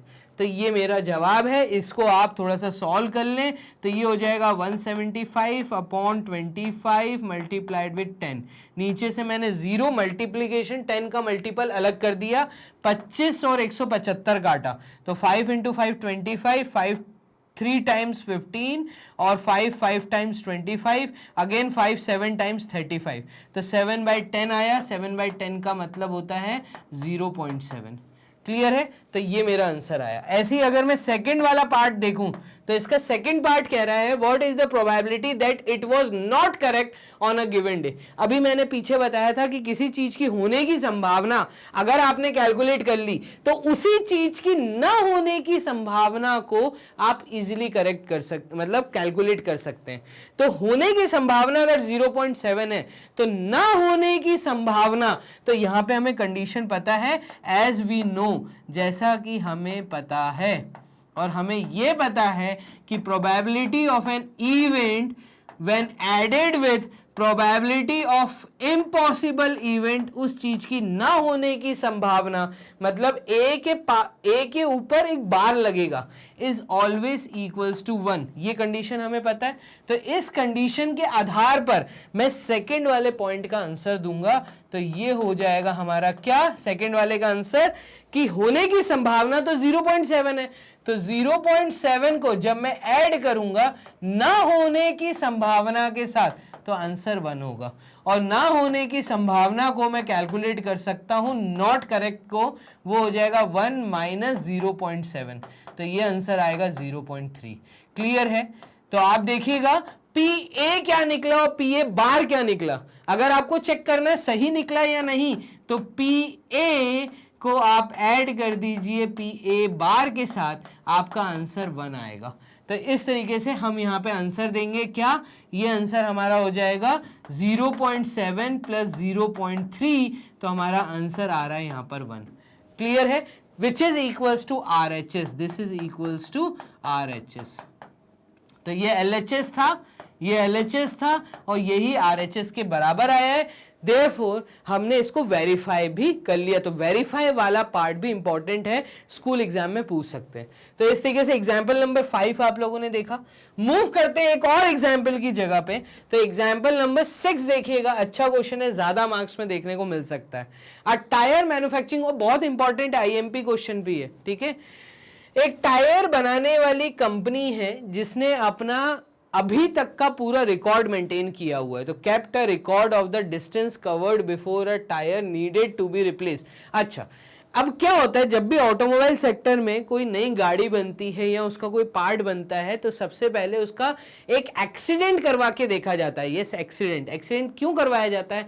इससे ये पता चलता है कि अगर कभी ये प्रोडक्ट मेरी किसी ऑटोमोबाइल में लगा तो हिट होने के बाद उसमें कितना क्या फर्क पड़ेगा और क्या चांसेस बनती हैं। तो इन नंबर ऑफ चांसेस को चेक करने के लिए एक रिकॉर्ड मेंटेन किया जाता है। तो नंबर ऑफ टाइम्स एक ऑटोमोबाइल जब बन जाता है तो उसको एक वॉल के साथ हिट किया जाता है, ठीक है। तो इस तरह की कई तरह की टेस्टिंग्स होती हैं। ऐसे ही जब एक टायर बनाती है कोई कंपनी तो वो अपने टायर बना जैसे उसने 100 टायर बनाए तो 100 टायर्स में से वो कोई भी रैंडमली टायर्स को चूज करती है। मान लो 10 टायर्स को चूज किया, फिर उसको वो चलाती है, ठीक है। टायर्स को रन करके देखती है कि रन करने पे कितनी जल्दी उनके रबर घिस रहा है, वेयर एंड टियर हो रहा है, इसको कहते हैं वेयर एंड टियर। और कितना जल्दी एक कस्टमर के पास जब ये टायर जाएगा तो कस्टमर कितने टाइम के बाद उस टायर को रिप्लेस करेगा। इसी पे बेस्ड आप जब नया प्रोडक्ट लेने जाते हो तो कंपनी बोलती है हमारे प्रोडक्ट की क्या गारंटी या क्या वारंटी है। तो कई प्रोडक्ट पे गारंटी वारंटी 1 साल की होती है, कई प्रोडक्ट पे 6 महीने की होती है, कई प्रोडक्ट पे 3 साल की होती है, ठीक है। तो वो किस चीज पे बेस्ड होता है? वो नंबर ऑफ ट्रायल्स मेड, कितने एक्सपेरिमेंट्स किए जाते हैं, कितने ट्रायल्स किए जाते हैं, उस पे बेस्ड वो अपने प्रोडक्ट की क्वालिटी कस्टमर के सामने रखते हैं कि हमारा प्रोडक्ट कितना अच्छा है। क्लियर है? तो इसी पे बेस्ड एक क्वेश्चन है कि एक कंपनी जो टायर मैन्युफैक्चर कर रही है उसने एक रिकॉर्ड मेंटेन किया, अपने टायर्स को रन करके देखा कि उसके टायर्स कितना डिस्टेंस कवर करते हैं और कब कब उनको रिप्लेस करने की जरूरत पड़ सकती है। The table shows the result of 1000 cases. तो उन्होंने ऐसे जो रिकॉर्ड रखे हैं वो 1000 रिकॉर्ड रखे हैं, मतलब 1000 टायर्स उन्होंने एट रैंडम उठाए, ठीक है। अब देखिएगा 20 टायर, 210 टायर, 325 टायर और 445 टायर, टोटल 1000 टायर पे जब टेस्ट किया गया तो देखा लेस देन 4000, मतलब 4000 किलोमीटर से कम जो टायर ने डिस्टेंस क्रॉस किया, ऐसे 20 टायर थे। और ऐसे टायर जो 4000 से लेके 9000 डिस्टेंस को कवर कर पाए हैं, ऐसे 210 टायर हैं। On the based of again एक ट्रायल जिसमें 325 टायर ने ये डिस्टेंस क्रॉस किया, 9001 से लेके 14000 तक का डिस्टेंस, मोर देन 14000 डिस्टेंस, मतलब 14000 से आगे जो टायर चल गए हैं, ऐसे 445 टायर है। क्लियर है? तो ये डाटा दिया हुआ है। अब if you buy a tyre of this company what is the probability. अब आप जैसे मान लीजिए किसी कंपनी के पास जाते हैं और उसका टायर आपको खरीदना, अपनी गाड़ी में लगवाना है, तो क्या प्रोबेबिलिटी है कि it will need to be replaced before it has covered 4000 kilometre. 4000 kilometre से पहले ही आपके टायर को चेंज करना पड़ जाएगा। इस चीज की होने की संभावना क्या? तो अच्छा क्वेश्चन है, इंपॉर्टेंट क्वेश्चन है। तो इसको हम एक ब्लैंक शीट पे सॉल्व करते हैं। मैं एक ब्लैंक शीट ले लेता हूं। चलिए, मैंने ये ब्लैंक शीट ले ली और यहां पे इसको मैं सॉल्व करता हूं। तो देखिएगा कि हमें क्या दिया है और उस पे बेस्ड। तो हमसे जो पहली चीज उन्होंने बोली है वो ऐसे इवेंट की बात कर रहे हैं, तो मैं उस इवेंट को नाम दूंगा सबसे पहले, let the event A is equals to, क्या इवेंट ए किस इवेंट को बता रहा है? इवेंट ए इस इवेंट को बता रहा है कि need to be replaced before it has covered 4000 kilometre. तो लेस देन 4000 वाली चीज को, तो ये होगा लेस देन 4000 किलोमीटर। ठीक है, अगर इस चीज की मैं प्रोबेबिलिटी कैलकुलेट करता हूं तो probability of this event is what? तो probability of this event is equals to number of events occurred in a trial. In a complete trial कितने इवेंट ऐसे थे जिसमें टायर 4000 किलोमीटर से कम चला है, out of total number of trials कितने हुए? तो टोटल नंबर ऑफ ट्रायल्स तो 1000 हुए थे, ये आपको दिया हुआ है। 1000 केसेस, 1000 ट्रायल्स हुए हैं जिसमें से लेस देन 4000 से 20 टायर निकले।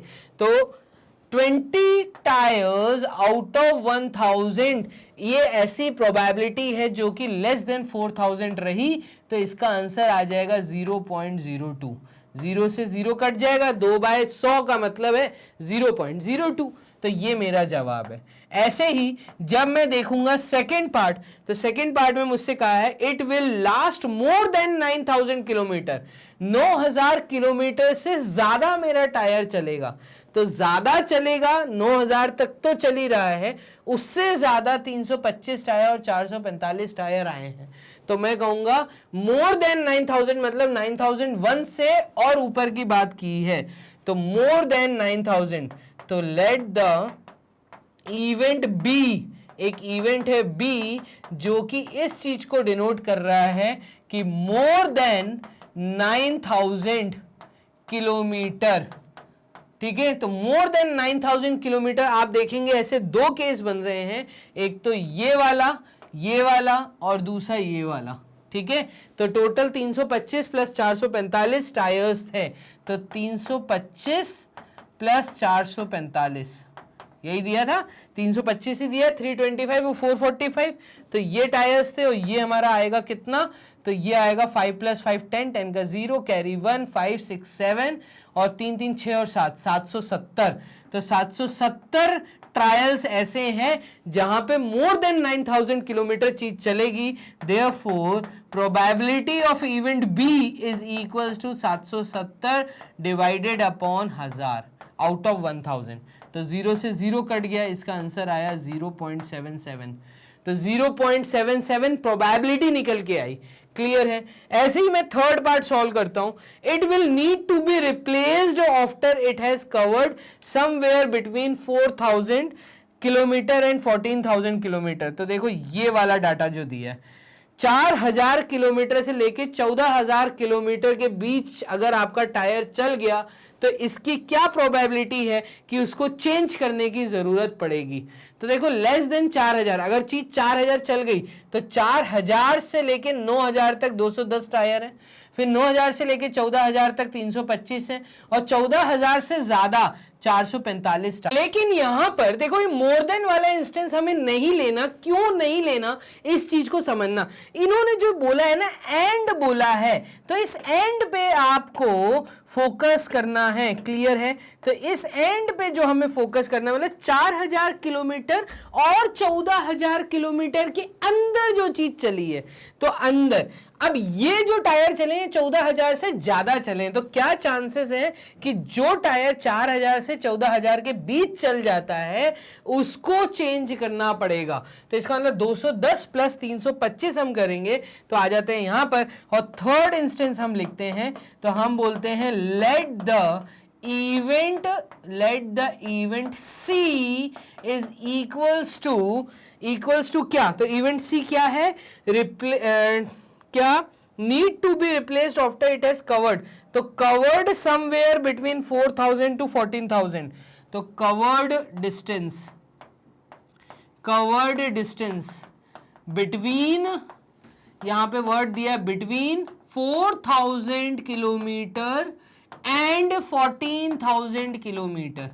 तो इस चीज को आप याद रखिएगा। 14000, कई जगह गलती करते हैं स्टूडेंट्स, वो 14000 को भी इंक्लूड कर लेते हैं, इसको इंक्लूड नहीं करना। एंड बोला है, इसके बीच की बात हो रही है, ठीक है, बाद की बात नहीं हो रही। तो 210 प्लस 325, तो probability of an event C is equals to 210 plus 325 upon किसके, अपॉन 1000, तो 1000 टायर्स ही है, ठीक है। तो 210 प्लस 325 ये आ जाएगा 35, 35 और 535, तो यहां पे हमारा ये आ जाएगा 535 अपॉन 1000। क्लियर है? तो 5 2 3 और 3 और 2 5, ठीक है। तो इसका आंसर फाइनली आ रहा है 0.535, ठीक है। तो ये चीज हमारी निकल आई, ये निकल आया और ये निकल आया। तो इस प्रकार के क्वेश्चन आते हैं, ठीक है, और ज्यादा मार्क्स में आते हैं। वर्ड्स का इशू रहता है कि वर्ड्स अगर आपने मिस कर दिए तो क्वेश्चन गलत करने के पूरे चांसेस रहते हैं। तो बोर्ड को यहां पे कर लेते हैं क्लियर, इस साइड से भी और मेन साइड से भी स्पेस बना लेते हैं और मूव करते हैं नेक्स्ट क्वेश्चन, एग्जाम्पल नंबर 7। अच्छा क्वेश्चन है, इसको देखो, बुक से है। The percentage of marks obtained by a student in the monthly unit test are given below. तो मंथली यूनिट टेस्ट लिया, ठीक है, उसमें एक स्टूडेंट के, स्टूडेंट बोला है, क्या रिकॉर्ड है उस बच्चे का। तो पहला टेस्ट उसमें उसके 69 मार्क्स आए, ठीक है। सेकंड टेस्ट उसमें 71 मार्क्स आए, थर्ड टेस्ट में 73 आए, फोर्थ टेस्ट में 68 आए, फिफ्थ टेस्ट मैंने और लिया उसमें 74 मार्क्स आए हैं। अब मान लो मुझे नेक्स्ट टेस्ट दोबारा लेना है, तो क्या प्रोबेबिलिटी है उसके क्या मार्क्स आ सकते हैं। तो ये क्वेश्चन अगर आते हैं तो बात को समझना, क्या क्वेश्चन दिया है, based on this data find the probability that the student gets more than 70% marks in unit test. तो आपको बात को समझना, जब भी आप एग्जाम की तैयारी करते हैं, तो जब एग्जाम की तैयारी कर लो तो नंबर ऑफ क्वेश्चंस अपने आप को टेस्ट दो। पहले 10 क्वेश्चन अटेम्प्ट करो, कितने आए देखो, फिर 10 क्वेश्चंस और नेक्स्ट टेस्ट लो, अपने आप को टेस्ट दो। तो इससे ये होगा कि आपकी क्वालिटी सुधरेगी, और जब एग्जाम में कोई 10 या 20 क्वेश्चन आपको आते हैं तो ज्यादा प्रोबेबिलिटी बनती है कि आप अच्छा परफॉर्मेंस देंगे। तो अच्छा परफॉर्म करने की कोशिश करिए। ये एक छोटा सा मोटिवेशनल टॉक था। चलो हम लोग आते हैं दोबारा अपने सब्जेक्ट पे। तो यहां पे इस क्वेश्चन में उन्होंने मुझे बोला है कि क्या पूछा है वो मैं पहले लिख लेता हूं। तो इसका सॉल्यूशन आएगा कि let the event A denote, let the event A is equals to, event A को मैंने नाम दिया 70% marks in unit test, more than 70%, तो मोर देन 70% मार्क्स आने की प्रोबेबिलिटी को कैलकुलेट करना है।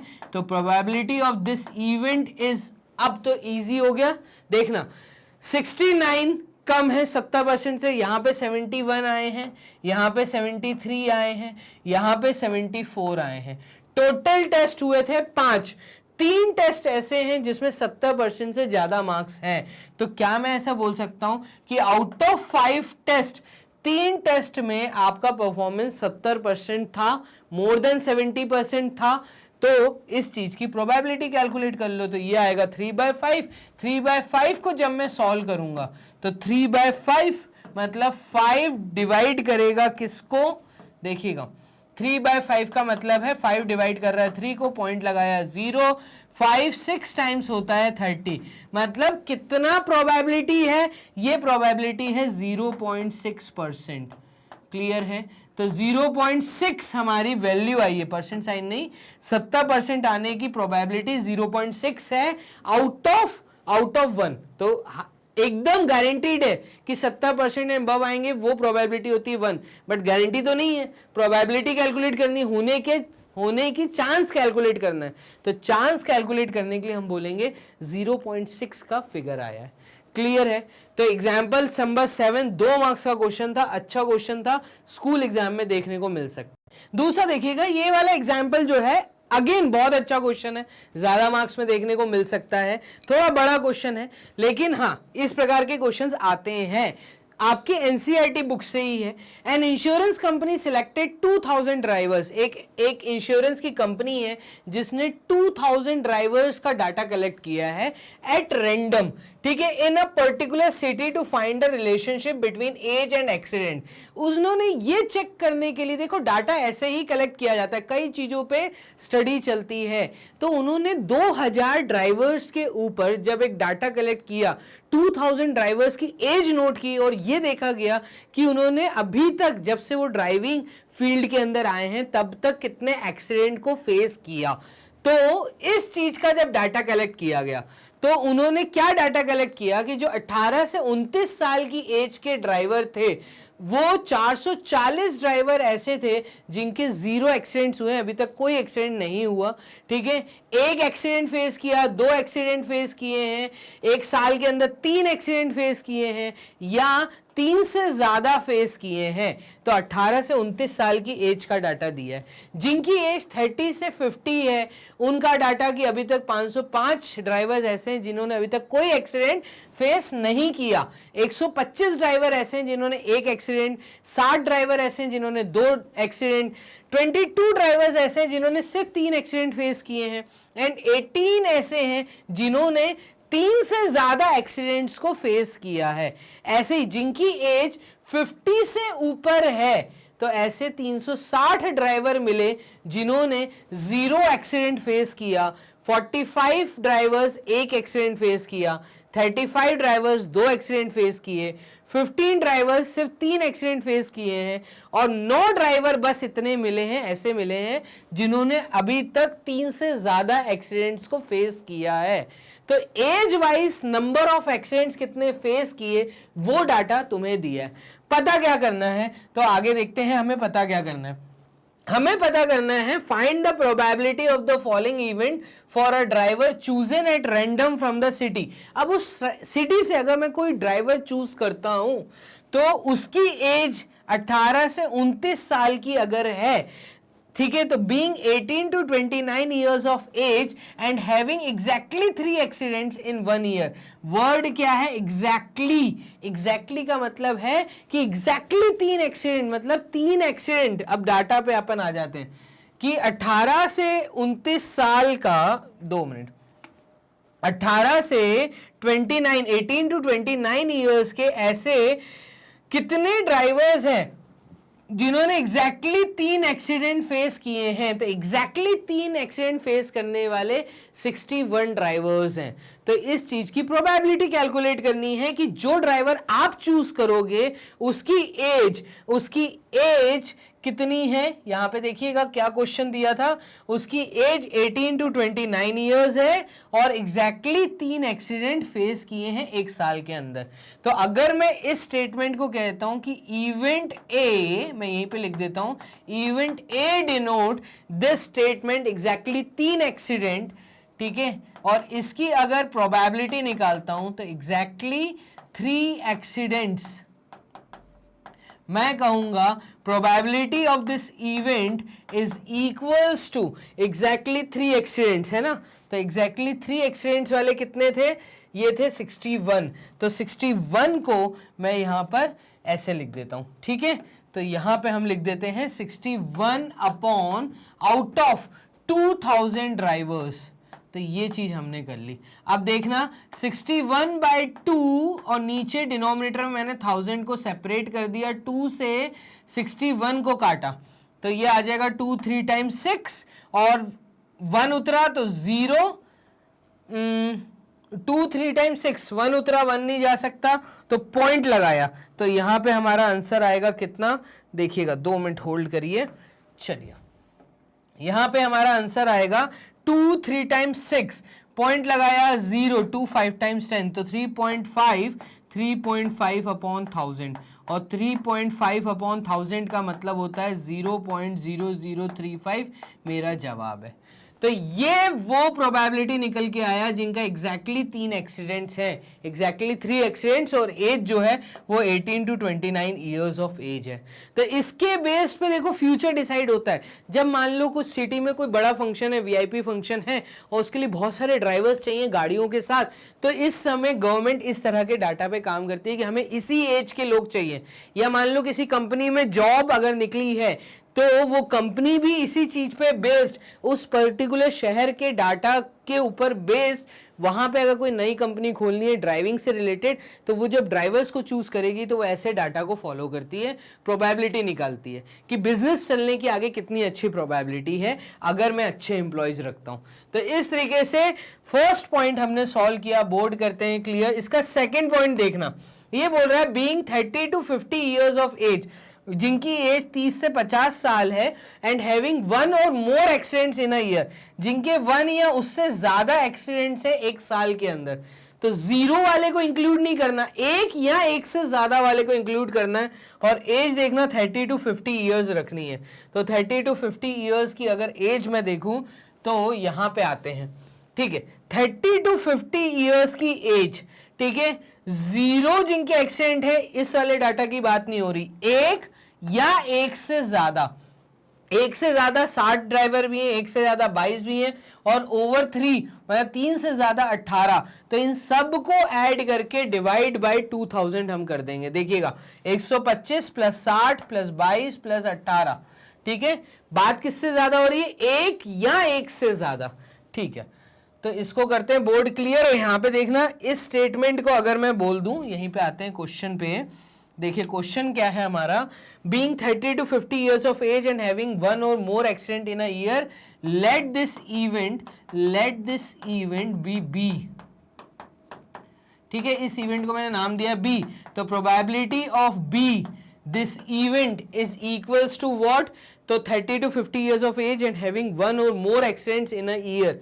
तो यहां पे हम आते हैं, क्वेश्चन क्या है, 2 मिनट, चलिए क्वेश्चन में ये दिया है 125 60 22, 125 60 22, 155 125 60 और 22, 125 60 एंड 22 प्लस, इसके साथ प्लस होगा, क्या होगा प्लस, चलिए 18, तो यहाँ पे हम 18 ऐड कर देंगे, डिवाइड बाय 2000 कर देंगे। तो इस तरीके से आप चीजों को सॉल्व कर सकते हैं। ये आपका सेकंड का आंसर निकल आएगा। तो ये हमारा निकलेगा यूनिट प्लेस पे 8 9 10, 10 प्लस 5 15, 15 का 5, कैरी 1 3, 3 6 9, 9 10 11, 11 और 1 12, 12 का 2, कैरी 1 3 2 और 2, तो 225 डिवाइडेड बाय 2000 ऐसे चीजें होंगी।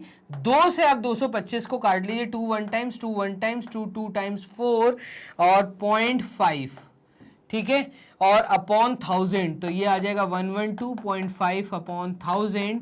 तो मेरा आंसर निकल के आएगा कितना, ये निकल आएगा 0.1125।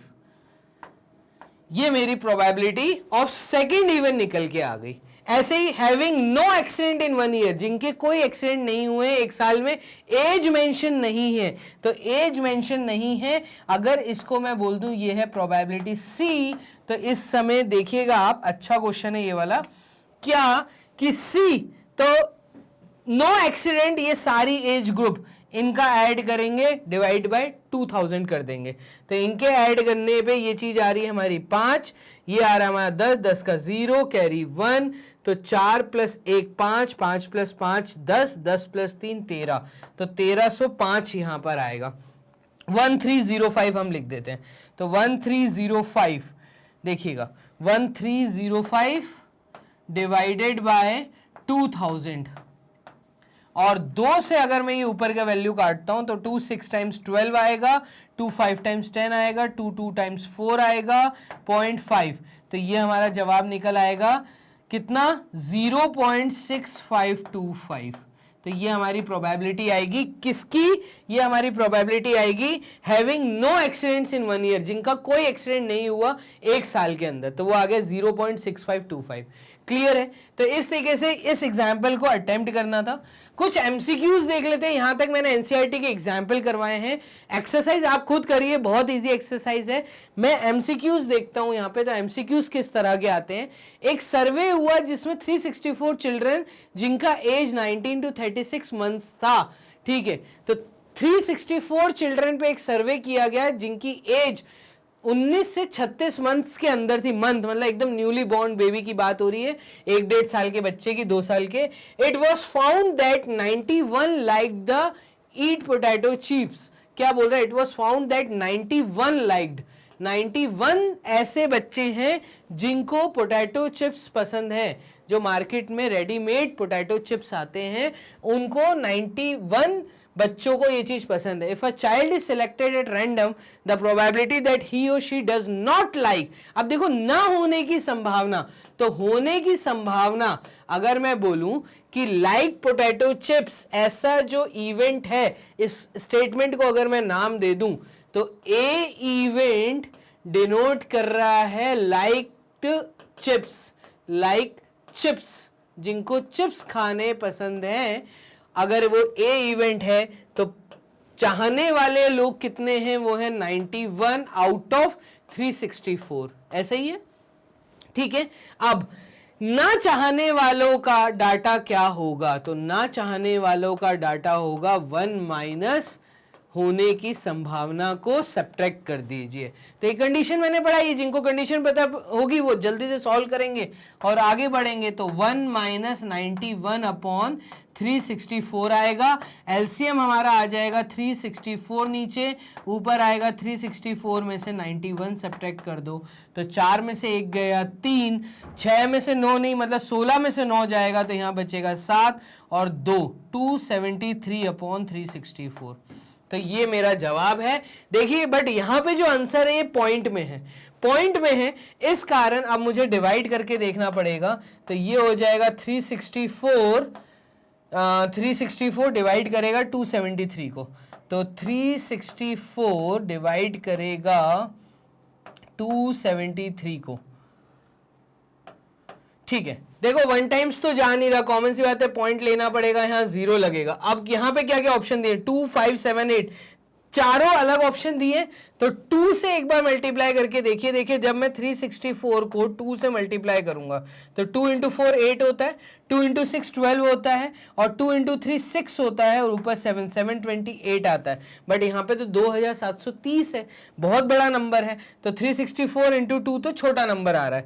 अब मैं थोड़ा बड़ा नंबर ले लेता हूँ, 364 इंटू 8 कर लेता हूँ, ठीक है, क्योंकि यहाँ पे डेसिमल के बाद 8 दिया है। तो 4 इंटू 8 होता है 32, 3 कैरी, 6 इंटू 8 48, और ये हो जाएगा, देखिएगा क्या होगा, 6 इंटू 8 54 प्लस 3, तो ये हो जाएगा 57, ये हो जाएगा 7 और 5, 3 इंटू 8 इज 24, 24 प्लस 5 29, 2975। तो 2972 ये ज्यादा हो रहा है कुछ, है ना।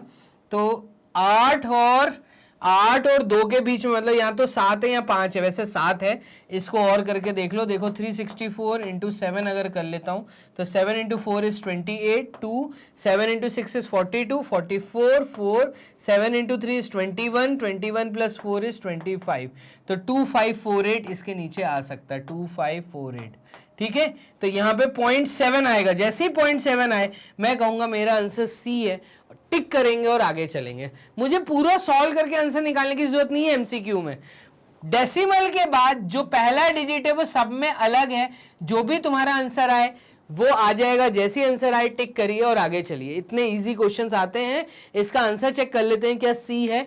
तो यस, इसका आंसर सी है, तो हम सी पे टिक करेंगे और आगे चलेंगे। तो देखिएगा मैं आंसर्स भी साथ में दिखा रहा हूं आप लोगों को। In a sample study of 640 people, एक स्टडी हुई कितने पे, 640 लोगों पे। इट वाज फाउंड दैट 512 लोग जो हैं have a high school certificate. तो 512 लोगों के पास हाई स्कूल का सर्टिफिकेट है, ठीक है। If a person is selected at random, the probability that the person has a high school certificate. तो इस चीज की प्रोबेबिलिटी अगर मुझे कैलकुलेट करनी है किसकी, होने की संभावना को, तो ये होगा 512 डिवाइडेड बाय 640, 640, ठीक है। और ये मेरा आंसर है। अब यहां पे एक चीज और नोटिस करना कि अगेन डेसिमल के बाद 4 अलग डिजिट दिए, तो 512 डिवाइडेड बाय 640 दिया है। तो एक काम करते हैं, 512 बाय 64 इंटू 10 कर लेते हैं, ठीक है। अब देखिएगा ये 2 से जाएगा, ये 2 से जाएगा, तो 2 times 4, 2 5 times 10, 2 6 times 12, 2 3 times 6, 2 2 times 4। Again 2 से जाएगा तो 2 1 times 2, 2 6 times 12, 2 1 times 2, 2 2 times 4, 2 8 times 16।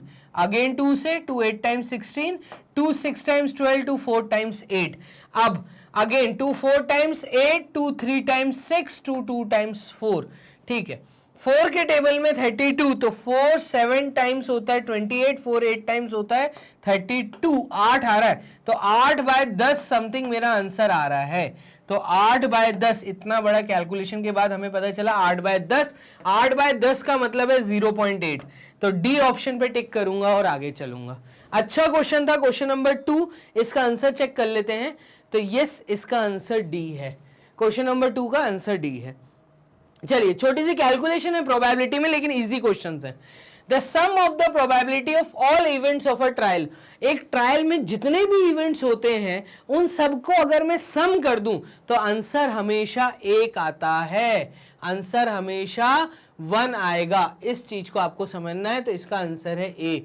ये मैंने कंडीशन पढ़ाई है कि किसी चीज की होने की संभावना हमेशा ना होने की संभावना के साथ जब ऐड की जाती है तो आंसर 1 आता है। या ऐसा बोल लो, किसी होने की संभावना पक्का है, कुछ चीज होनी है तो उसका आंसर 1 है। तो कुछ ना कुछ तो होगा। मान लो मैंने एक कॉइन को टॉस किया, तो यहां तो हेड आएगा या टेल आएगा। हेड आने की संभावना क्या, तो हेड आने की संभावना मैं कैसे कैलकुलेट करता हूं, मतलब 2 फेस आएंगे, total number of events, total number of trial 2 हो सकते हैं। तो 2 मतलब हेड भी आ सकता है, टेल भी आ सकता है, लेकिन सिर्फ हेड आने का पूछा तो हेड एक ही फेस होता है, इसलिए 1/2।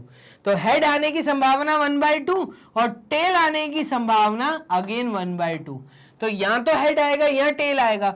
जब मैं हेड प्रोबेबिलिटी मतलब हेड वाली प्रोबेबिलिटी को ऐड करूंगा टेल वाली प्रोबेबिलिटी से, तो देखा मेरा आंसर 1 ही आएगा। 1/2 प्लस 1/2 हाफ प्लस हाफ हमेशा हमें 1 देता है। तो ऐसे भी आप चीज समझ सकते हैं कि the sum of the probability of all events of a trial is A1। इसका आंसर चेक कर ले, तो देखिएगा यस, इसका आंसर है ए। तो क्वेश्चन नंबर 3 में आंसर था ए। तो इस तरह से 3 क्वेश्चन देख लिए हैं। 4th क्वेश्चन देखिएगा, which of the following can not be the empirical probability of an event. Empirical probability का मतलब होता है एक्सपेरिमेंटल प्रोबेबिलिटी, ऐसी प्रोबेबिलिटी जिसको करके देखा जाता है। कॉइन को टॉस करवा के मैं और नेक्स्ट प्रोबेबिलिटी को चेक कर सकता हूं, या जब भी डाटा कलेक्ट किया जाएगा, कोई एक्सपेरिमेंट करने के बाद जब डाटा कलेक्ट किया जाता है, तो इस तरह के चीज को हम एम्पेरिकल प्रोबेबिलिटी कहते हैं, ठीक है। तो ये मैंने थ्योरी में पढ़ाया। अब मैंने तुम्हें बताया कि किसी भी चीज की प्रोबेबिलिटी जब आप कैलकुलेट करते हैं तो उसकी वैल्यू हमेशा बड़ी होगी या बराबर होगी 0 की, और या छोटी होगी या इक्वल होगी 1 के, ठीक है। तो यहां पे देखिएगा कि क्या which of the following can not be the, इसमें से कौन सी नहीं हो सकती, तो 0 हो सकती है, 1 हो सकती है। 3/2 आप देखिएगा, 3/2 का मतलब होता है 3 2 से डिवाइड हो रहा है, तो 2 1 टाइम्स 2 होगा, यहां रिमाइंडर 1 बचा, पॉइंट लगाया, 0 आया, 5 आ गया। आपने क्या नोट किया कि जो प्रोबेबिलिटी आई है 1.5, ये 1 से ज्यादा हो गई। कैन नॉट बोला है, कैन नॉट में हम बोलेंगे बी ऑप्शन, कैन नॉट, ये कभी प्रोबेबिलिटी निकल के नहीं आ सकती, 1 से बड़ी वैल्यू नहीं आएगी। आंसर चेक कर लेते हैं, तो देखिएगा यस, इसका आंसर है बी। तो क्वेश्चन नंबर 4 भी सॉल्व हो गया। एक क्वेश्चन मैं और एमसीक्यू से कराऊंगा, तो ये क्वेश्चन देखो, the probability that a number selected at random from the number 1 2 3 up to 15 is a multiple of 4, वो 4 का मल्टीपल हो। अगर मैं नंबर्स 1 से लेके 15 तक के नंबर्स देखता हूं, तो ऐसे कितने नंबर हैं जो 4 के मल्टीपल हैं? तो देखिएगा 1 इंटू 2 मतलब 4, 4 का टेबल देखना, 4 1 टाइम्स 4 होता है, 4 2 टाइम्स 8 होता है। तो 4 के मल्टीपल कौन कौन से हैं? तो ये है आपका 4 इंटू 3 12 होता है, 4 इंटू 4 16 होता है लेकिन ये 15 से बड़ा हो गया, मतलब 3 ही नंबर ऐसे हैं जो 1 से 15 के बीच में आएंगे जो 4 के मल्टीपल होंगे। मल्टीपल ऑफ 4 इज, तो ऐसे 3 केस बन रहे हैं आउट ऑफ 15 केसेस, तो मैं कहूंगा 3 केसेस आउट ऑफ 15, तो 3 केसेस आउट ऑफ 15। अब आप देखिएगा 3 केसेस आउट ऑफ 15 की प्रोबेबिलिटी आई, तो हम जब 3 और 15 को सॉल्व करेंगे तो ये 1/5 आएगा, इसका मतलब मेरा आंसर सी आएगा। तो 15 केस हैं टोटल, 4 के मल्टीपल जो हैं वो सिर्फ 3 है, 4 इंटू 4 और 4 1 टाइम्स 4, 4 इंटू 2, 4 इंटू 3। तो इस तरीके से आपको चीजों को सॉल्व करना था, और नंबर चालू हो रहा है 1 से, अगर 0 से चालू होता, ठीक है, तो उसमें 4 इंटू 0 0 होता है, तो हम फिर 0 को भी इंक्लूड करते। तो यहाँ पे आंसर है 1/5, आंसर चेक कर लेते हैं, तो देखिएगा सी ऑप्शन 1/5 हमारा आंसर है। तो क्वेश्चन नंबर 5 भी हमारा यहाँ सॉल्व हो गया। इस तरीके से इस चैप्टर में मुझे जो लगता था कि जो थ्योरी आपको नॉलेज होनी चाहिए वो मैंने दी, जो क्वेश्चंस मुझे लगते थे कि हाँ ये क्वेश्चंस आपको पता होने चाहिए, एनसीईआरटी बुक के इंपॉर्टेंट है, वो मैंने आपको बताए, और साथ ही में 5 एमसीक्यूज आपको कराए हैं। तो ये सारी वीडियोस हमारी magnetbrains.com के प्लेटफॉर्म पे इजिली अवेलेबल है। करना क्या है, सिर्फ गूगल राजा के पास जाना है, टाइप करना है magnetbrains.com, ठीक है। तो magnetbrains टाइप करते ही आपके सामने हमारी पूरी वेबसाइट आ जाती है। आप जब हमारी वेबसाइट पे विजिट करेंगे तो बहुत इजी है चीज को, यहाँ पे आके आपको जो चीज चाहिए एजुकेशन रिलेटेड वो सब अवेलेबल है। तो यहाँ पे देखिए क्लासेस 12th से लेके किंडरगार्टन तक सारी क्लासेस हैं। आपको एनसीईआरटी एग्जाम्पलर बुक को वॉच करना है तो एनसीईआरटी एग्जाम्पलर बुक भी यहाँ पे ये ऑप्शन है जो आपके सामने है। आपको वन शॉट रिवीजन वॉच करना है तो वन शॉट जो ये वीडियोस मैं आपको दे रहा हूं ये यहाँ पे एक नेक्स्ट ऑप्शन भी अवेलेबल है। आपको वन शॉट रिवीजन पे क्लिक करना है, जैसे ही आप क्लिक करेंगे तो क्लिक करते ही इस तरीके से सारे वन शॉट आपके सामने, क्लास 12th के, क्लास 11th के, क्लास 10th के, क्लास 9th के सारे वन शॉट आपके सामने। तो क्लास 9th और क्लास 10th आपको जोन सी वॉच करनी है, आपको क्लास 10th वॉच करनी है, आप क्लास 10th पे वॉच नाउ क्लिक करो तो आपकी सारी टीचर्स जो क्लास 10th की कंप्लीट करा रही हैं बुक्स, ठीक है, वो सब आपके सामने आ जाएंगी। 9th क्लास का आपको वॉच करना है, 9th क्लास पे क्लिक करिए तो क्लास 9th के वन शॉट रिवीजन सारे चैप्टर सारे बुक्स के आपके सामने। आपका फिजिक्स बुक, आपकी केमिस्ट्री, बायोलॉजी सब्जेक्ट, आपका मैथ्स, इसको स्क्रॉल अप करिए, इसके नीचे मैथ्स है, मैथ्स को क्लिक करते ही वीडियोस आपके सामने रन होने स्टार्ट हो जाएंगे, जोन सा चैप्टर वॉच करना है। तो बहुत इजी तरीके से प्लेलिस्ट जमी हुई है अरेंज्ड फॉर्म में, आप आराम से वेबसाइट पे विजिट करके 100% फ्री एजुकेशन ले सकते हैं। यस, मैग्नेट ब्रेन्स आपको 100% फ्री एजुकेशन प्रोवाइड करना है। आपको करना क्या है, आपको सिर्फ हमारी वीडियोस को लाइक और सब्सक्राइब करना है, वो भी इसलिए कि हम मोटिवेट हो और आप लोगों के लिए इतनी प्यारी वीडियोस, इतनी अच्छी वीडियोस और ला सके जल्दी से जल्दी, ठीक है। और हमारी वीडियोस को आप शेयर जरूर करिए अपने दोस्तों के साथ, अपने रिलेटिव्स के साथ, उनको बताइए हमारी वीडियोस के बारे में, ठीक है, सो दैट वो लोग भी 100% फ्री एजुकेशन का फायदा उठा पाए। तो बच्चों मिलते हैं एक नेक्स्ट वन शॉट के अंदर, तब तक के लिए अपना ध्यान रखिए, बाय एंड टेक केयर।